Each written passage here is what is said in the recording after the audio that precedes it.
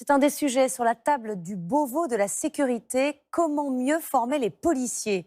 L'exigence a baissé ces dernières années selon les syndicats. Même lors de leur formation, les agents peuvent se permettre des écarts graves. En guise de sanction, ils se voient juste retirer quelques points. L'enquête de l'œil du 20h est signée Arnaud Comte, Sophie Broyet et Régis Maté. Renforcer les rangs de la police, c'était une promesse de campagne du candidat Macron en 2017. 10 000 emplois supplémentaires de policiers et de gendarmes seront créés sur la durée du quinquennat. Il faut donc recruter beaucoup et former vite. Mais est-ce au prix de l'exemplarité de certains élèves gardiens de la paix? L'œil du 20h a enfilé l'uniforme et enquêté.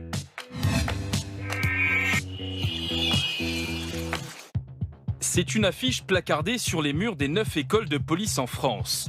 Pendant leur formation, si les élèves se conduisent mal, ils perdent des points. Par exemple, infraction à la législation sur les stupéfiants, 50 à 60 points de retrait. Ivresse publique, moins 30 points. Ou encore violence délictuelle, 30 à 60 points de retrait.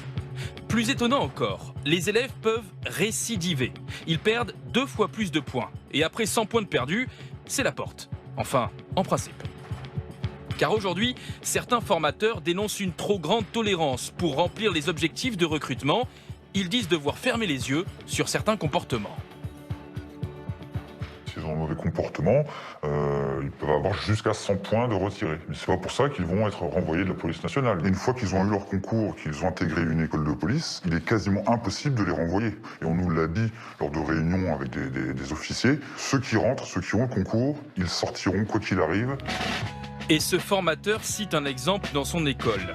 2 mois après l'arrivée d'un élève, celui-ci fait l'objet d'un signalement par ses supérieurs, transmis à la sous-direction du recrutement de la police nationale. Il est écrit: élève gardien de la paix non autorisé à manipuler des armes sur décision médicale, tendance suicidaire, dépôt de plainte à son encontre pour violence conjugale. Et entre collègues, on a discuté, on s'est dit, un tel... c'est un cas désespéré, violence familiale, garde à vue, interné en psychiatrie, conduite en état d'ivresse, accident, délit de fuite, la totale.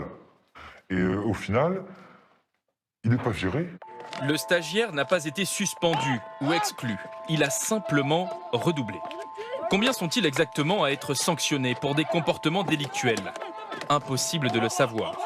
Selon la police nationale, sur les 3631 candidats en 2020, 12 stagiaires sont passés en commission de discipline, 8 ont été exclus et 2 ont redoublé.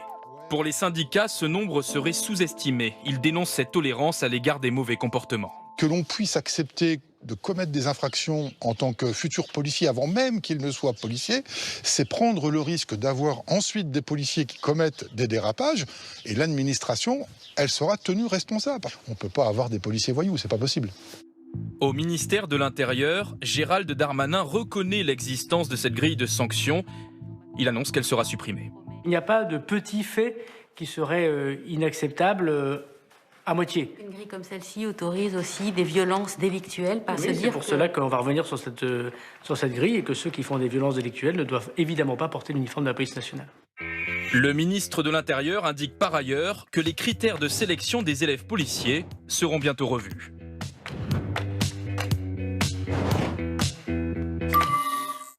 Et Gérald Darmanin a également annoncé à l'œil du 20h que la formation des policiers allait passer d'une durée de 8 mois à 1 an à partir de 2022.